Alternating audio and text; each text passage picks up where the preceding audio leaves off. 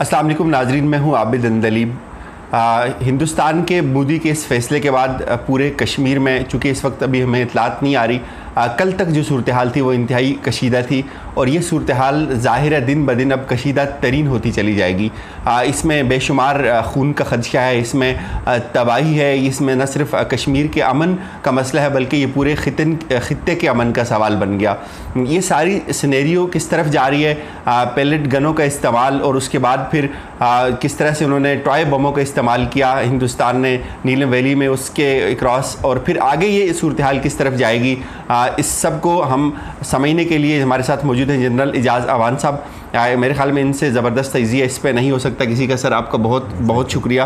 पाकिस्तान ने उस पर अपना रद्दअमल दिया है, थोड़ा सा आप शुरू करें ज़रा, तो फिर हम आगे बढ़ते हैं। देखिए जी, बात यह है कि पहली बात है हमें समझने की ज़रूरत है कि इस वक्त खित्ते में हुआ क्या है, क्या तब्दीली क्या आई है।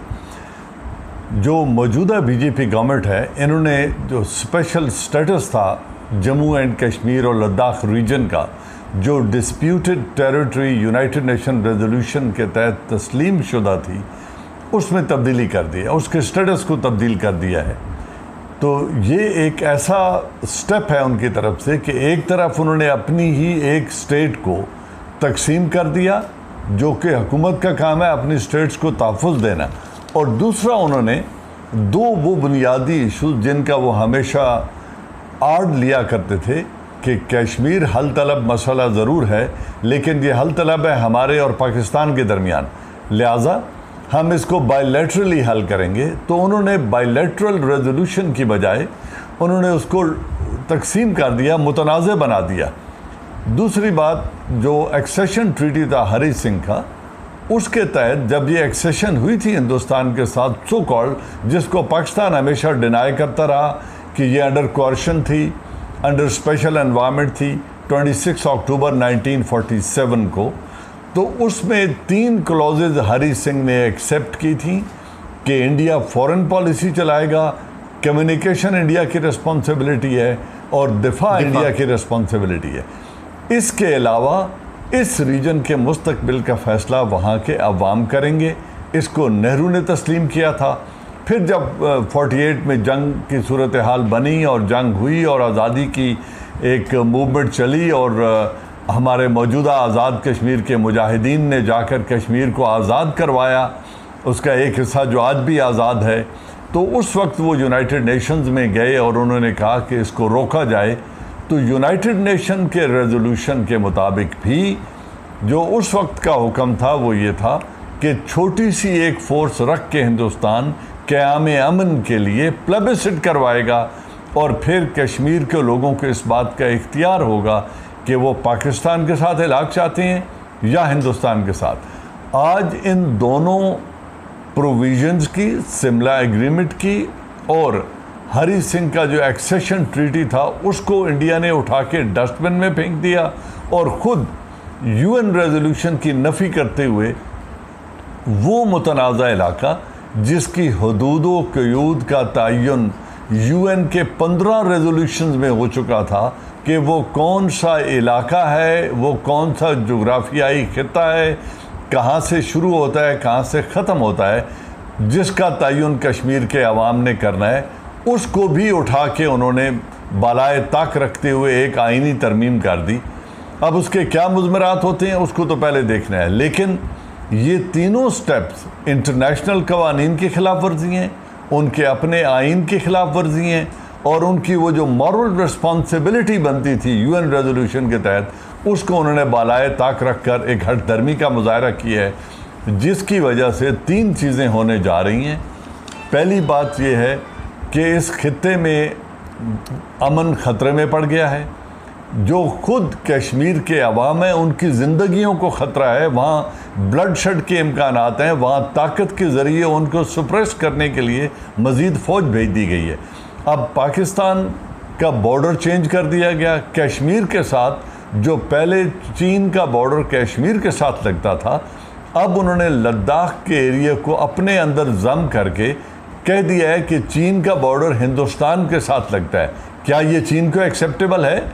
क्या पाकिस्तान इसको तस्लीम करेगा? क्या कश्मीर के अवाम इसको तस्लीम करेंगे? तो ये जो 3 बुनियादी सवाल उठे हैं, इनसे तमाम तर खित्ते की सूरत हाल बदल गई है, जिसका हम सबको जायज़ा लेना ज़रूरी है।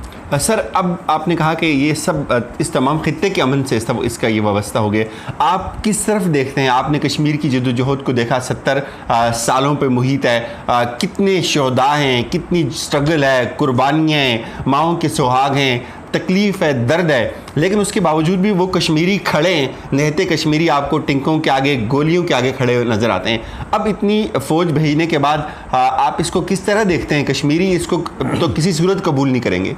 देखिए, कश्मीर में इसमें ऑनेस्टली स्पीकिंग 3 तरह के लोग मौजूद हैं। एक वो मुजाहिदीन हैं जो हर सूरत में हिंदुस्तान के साथ रहना नहीं चाहते। बिल्कुल।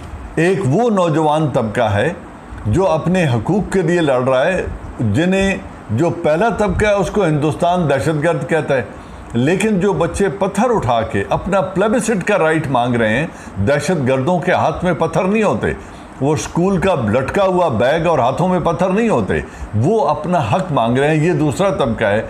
और एक तीसरा पॉलिटिशियंस का तबका है, जो उनमें भी दो डिवाइड्स हैं। एक आज़ादी चाहता है और वो प्लेबिसिट के तहत चाहता है कि हमें अब हमारा हक दिया जाए, और एक है जो शायद ऑटोनॉमी चाहता है कि हम भले हिंदुस्तान में रहें लेकिन हम ऑटोनॉमी चाहते हैं।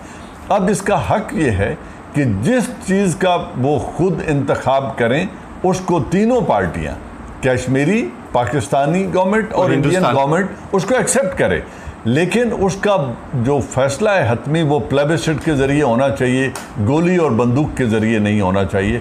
और यही हमारा मुतालबा है कि प्लेबिसिट करवाएं और उनसे उनकी राय मालूम कर लें। वो जो फैसला करेंगे उसे तीनों को तस्लीम करना होगा। सर, अब तो प्लेबिसाइट अगर होगा, जाहिर है उन्होंने एक इसराइल का जो मॉडल था उसको अप्लाई कर दिया, अब उसकी मुस्तनाज़ हैसियत ही ख़त्म कर दी है। अब वो लोग वहाँ कारोबार कर सकेंगे, वहाँ उनकी जॉब्स होंगी, तो आप नहीं समझते कि उसका पूरा स्ट्रक्चर ही तब्दील हो जाएगा? देखिए, ये उन्होंने इब्तदा की है, इसको एक्सेप्ट नहीं किया गया। क्या उन्हें कश्मीर ये करने देगा? क्या पाकिस्तान उन्हें ये करने देगा मनमानी? क्या इंटरनेशनल कम्युनिटी का ज़मीर जो है वो मर गया है? क्या UN रेजोल्यूशन दफन हो गए हैं?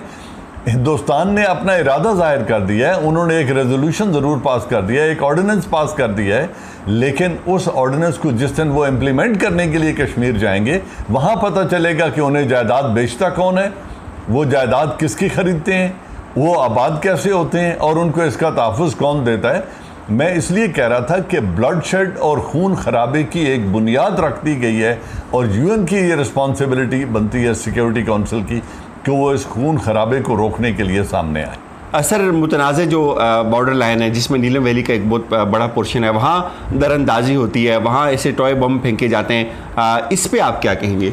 देखिए जी, इसमें पहली बात यह है कि हिंदुस्तान सरासर जुल्म कर रहा है। वो 500 से ज़्यादा सीज़ फायर वायलेशन इस साल में कर चुका है, और अब जो उन्होंने टॉय बॉम्ब का यूज़ किया है, इस बॉम्ब पर पूरी दुनिया में अंडर रेड क्रिसेंट के एक रेजोल्यूशन के तहत जेनेवा कन्वेंशन हुआ था, जिसके तहत इसको माइन फील्ड से तशबीह देते हुए इस पर बैन लगाई गई थी कि ये एक तरह की एरियल स्प्रे है माइंस का, तो इस पर पाबंदी लगनी चाहिए। वो बच्चों को अट्रैक्ट करता है, उसमें टॉयज़ होते हैं, जब वो बच्चे उठाते हैं वो फट जाता है। एक एक माइन या एक एक बॉम्बलेट जो उस बॉम्ब के अंदर होता है, बड़े राउंड के अंदर होता है, तो वो इसका पाबंदी है, वो उन्होंने इस्तेमाल किया। अब हमारी मजबूरी क्या है पाकिस्तान आर्मी की? पाकिस्तान आर्मी ने इंडिया से दबती है, हम इसका रिस्पांस उन्हें दे सकते हैं। हमारी मजबूरी ये है कि बॉर्डर के उस पार भी मुसलमान आबाद हैं, कश्मीरी आबाद हैं। ये बुनियादी बात है सर, जिसको हमें जो है, हमारी इस मजबूरी से फ़ायदा उठाते हुए हम हथियार वहाँ यूज़ नहीं कर सकते, हम बम्बार्डमेंट नहीं कर सकते, हमें मजबूरन अपनी गनों और तोपों का रुख हिंदुस्तान आर्मी की पोस्टों तक महदूद रखना पड़ता है। जबकि हिंदुस्तान जो भी गोला दागे वो भले कहीं भी गिरे, उसका नुकसान मुसलमान का होगा, पाकिस्तानी का होगा। हम ये लिबर्टी हमें नहीं है कि गोला जहाँ भी गिरे गिरता रहे, हिंदुस्तानी मर रहा है, नहीं। हम वो मुसलमान जिन पर इंडिया जुल्म कर रहा है, हम उस जुल्म में शरीक नहीं होना चाहते। हमारी इस मजबूरी से फ़ायदा उठा के हिंदुस्तान ये करता है, लिहाजा हम प्रोटेस्ट करते हैं और इंडियन टारगेट्स को, इंडियन आर्मी टारगेट्स को एंगेज करते हैं, जहाँ पे एक इम्बैलेंस नज़र आता है। वरना उनको कब का इस बात का सबक सिखा दिया होता और वो कभी दोबारा जरूरत ना करते ये करने। तो सर, अब आपको ये सूरत हाल जाती हुई किस तरफ नज़र आ रही है? देखिए, इसमें बड़ी वाज़ेह सूरत हाल है कि अगर यूनाइटेड नेशन सिक्योरिटी काउंसिल ने अपनी रिस्पॉन्सिबिलिटी तस्लीम ना की, अगर उन्होंने इसका सू मोटो नोटिस लेकर इस काम को न रुकवाया, क्योंकि यूनाइटेड नेशन अमल में किस वजह से आई थी, उनका क़याम किस वजह से आया था कि आप दुनिया में दूसरी जंग अज़ीम के बाद ये फैसला किया गया कि अमन के ख़तरात बढ़ गए हैं। उस वक़्त तक न्यूक्लियर वेपन इंट्रोड्यूस हो चुके थे, बल्कि इस्तेमाल भी हो चुका था। तो एक पूरी दुनिया ने फैसला किया कि अमन को अहमियत होनी चाहिए और इंसान मारने या मरने के लिए पैदा नहीं होता, बल्कि एक दूसरे के दुख दर्द बांटने के लिए बनता है। तो इसका वजूद आया इस ऑर्गेनाइजेशन का। अब इसकी बुनियादी रिस्पॉन्सिबिलिटी है कि दुनिया के वो तमाम खत्ते जहाँ पे अमन का ख़तरा है, जहाँ ह्यूमन लॉसेस के ख़तरात हैं, उनका तहफ़्फ़ुज़ किया जाए। और अब चूँकि ये चार्टर पे था यूनाइटेड नेशन सिक्योरिटी काउंसिल के, तो इस अपने चार्टर का तहफ़्फ़ुज़ करना, कश्मीरियों की ज़िंदगी को बचाना, इस खून खराबे को रोकना मॉरल रिस्पॉन्सिबिलिटी है यूएन सिक्योरिटी काउंसिल की। लिहाजा उनको चाहिए कि आगे बढ़ें, सू मोटो नोटिस लें और 370 जिसको रिपील किया है अपर हाउस इंडिया ने, उसको नल एंड वाइड करार देकर उसका जोग्राफियाई स्टेटस, उसका मुतनाज़ स्टेटस बहाल करें, नंबर 1, और नंबर 2 उसमें प्लेबिसिट के एनवायरनमेंट पैदा करें ताकि कश्मीरियों को ये हक दिया जाए कि वो अपना राइट कैसे इस्तेमाल करते हैं। नाज़रीन, हम मौजूद